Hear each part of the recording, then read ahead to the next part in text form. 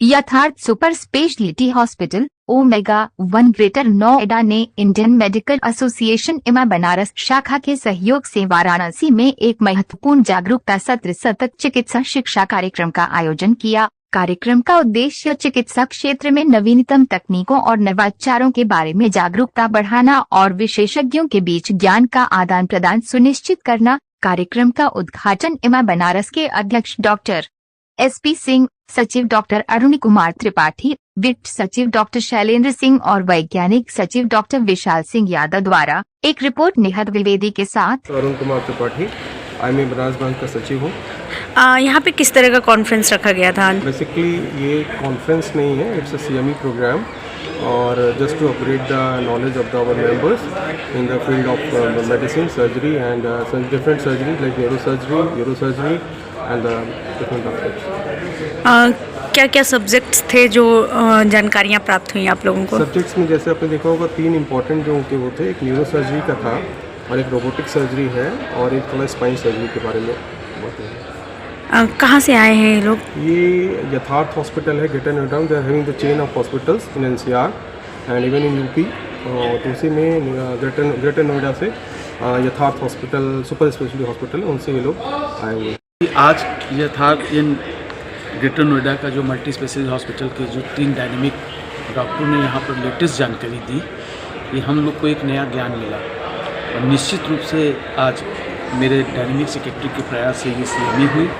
इस CME से नए युग में क्या चल रहा है और कैसे हम मरीजों को ठीक किया जाएगा, यथार्थ इनके डॉक्टर ने बहुत ही सिंपल तरीके से जैसे मैं एक आई सर्जन हूँ, मुझे बहुत ज़्यादा रोबोटिक सर्जरी के बारे में नहीं मालूम, स्पाइनल सर्जरी के बारे में नहीं मालूम, तो मेरे ऐसा सक्सेस भी इस चीज़ को समझा और एक क्वेरी करके क्वेश्चन पूछा। आप जैसे आप कैंसर स्पेशलिस्ट हैं, मेरा कैंसर से कोई लेना देना नहीं है, इन्होंने इतने अच्छे से प्रेजेंटेशन किया कि एक जो नॉर्मल डॉक्टर जो उसका स्पेशलिस्ट नहीं है वो भी क्वेश्चन पूछने पे मजबूर हो गया।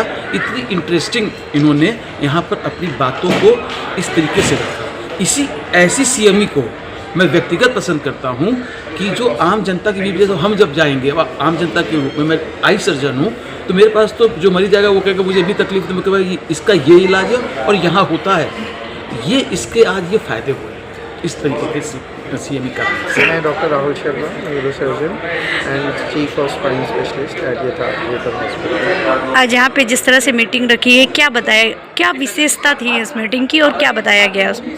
हमने यहाँ पे बेसिकली जो लेटेस्ट एडवांसमेंट है बेसिकली स्पाइन सर्जरी में, जो हमारे पास state of the art navigation system है, full endoscopic spine surgery system है, उसके बारे में जानकारी दी है और स्पाइन से रिलेटेड संबंधित जो भी प्रॉब्लम्स हैं उनके निवारण हेतु सबको हमने यहाँ पे अवगत कराया है। एक समस्या आती है कि आजकल न्यूरो सर्जन और जो बीमारी मस्तिष्क की हो गई है वो छोटे बच्चों में भी देखी जाती है, इसका क्या मुख्य कारण है? देखिए, न्यूरो सर्जरी की बेसिकली ब्रेन की बीमारी हो या स्पाइन की बीमारी हो, वो हर एज ग्रुप में कॉमन है। मेनली अब हम फ्रीक्वेंटली वो सब चीज़ें देख पा रहे हैं, तो उसके लिए बहुत सारे हर प्रॉब्लम के लिए अलग अलग कारण होते हैं, तो ऐसा एक स्पेसिफिक कारण बता पाना संभव नहीं है किसी भी एक प्रॉब्लम के। नाम डॉक्टर विपिन सिसोदिया है, मैं यूरोलॉजिस्ट, किडनी ट्रांसप्लांट सर्जन और रोबोटिक सर्जन हूँ यथार्थ super speciality hospital greater Noida में। यहाँ पे जिस तरह से IMA के साथ मिलकर आप लोगों ने मीटिंग की है, क्या उद्देश्य था इस मीटिंग का? मैडम, हमारा उद्देश्य सिर्फ ये था कि हम रोबोटिक सर्जरीज, दा विंची रोबोट है उसके बारे में, जो सर्जरीज हम कर रहे हैं उसके बारे में यहाँ लोगों से अपनी नॉलेज शेयर, जो भी हमारे एक्सपीरियंसेस हैं वो यहाँ के डॉक्टर से शेयर कर सकें, बता सकें रोबोट्स के फ़ायदे क्या हैं, किस सर्जरीज में हम क्या क्या करते हैं, क्या कॉम्प्लिकेशंस हो सकती हैं, क्या कॉस्ट डिफरेंसेस आते हैं, पेशेंट के लिए कैसे फ़ायदेमंद है, डॉक्टर्स के लिए कैसे फ़ायदेमंद है, कैसे इंप्रूवमेंट हो सकता है, हम सब कैसे इंप्रूव कर सकते हैं और पेशेंट का फ़ायदा कैसे हो सकता है। जो यहाँ के पेशेंट होते हैं पूर्वांचल के, वो आपके हॉस्पिटल में क्या रोबोटिक सर्जरी कराने के लिए जाते हैं? जी मैडम, हमारे यहाँ कुछ पेशेंट्स हैं जो हमारे यहाँ बनारस के खास पेशेंट्स हैं। पिछले महीने में अगर मैं देखूँ तो मेरे पास, मेरे डिपार्टमेंट में बहुत सारे पेशेंट्स हैं। अगर मैं होल सोल देखूँ अस्पताल में तो कम से कम 25 या 30 पेशेंट्स हर महीने कैंसर सर्जरीज कराने के लिए आते हैं। क्या आपका आगे का प्लान है बनारस में भी अपना ब्रांच डालने का? मैडम देखिए, ये तो बहुत दूर की बात है, अभी तो सिर्फ एक सिर्फ एक मुलाकात थी, एक बात थी।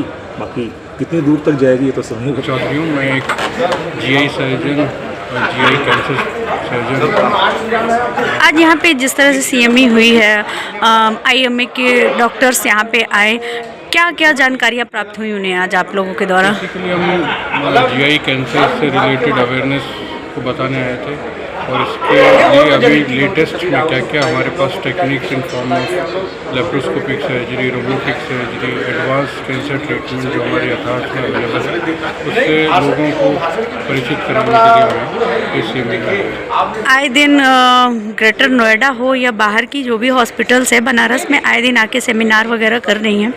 जैसे कि अभी हाल ही में मेदांता हॉस्पिटल भी आई है, उसका प्लान भी है उनका यहाँ पे हॉस्पिटल आने का। तो अगर कोई पेशेंट आपके यहाँ जाता है तो उसे क्या बेस्ट मिलेगा आपके हॉस्पिटल में? बेस्ट ये मिलेगा कि हमारे हॉस्पिटल में GI कैंसर से रिलेटेड मैं आपको ये बता सकता हूँ कि हमारे हॉस्पिटल में best of the best facilities available है। दा विंची रोबोट जो हमारे पास है वो one of the best robot माना जाता है जो हमारे सेंटर पे है। हमारे पास dedicated chemotherapy, radiotherapy, PET CT, diagnostic techniques जो भी अवेलेबल है वो सब कुछ अवेलेबल है। पैलिएटिव केयर होता है जो terminal and stage cancer patient को चाहिए होता है वो भी हमारे यहाँ अवेलेबल है। क्या we can offer most of the facilities which are required. क्या आपके यहाँ आयुष्मान कार्ड से भी इलाज किए जाते हैं?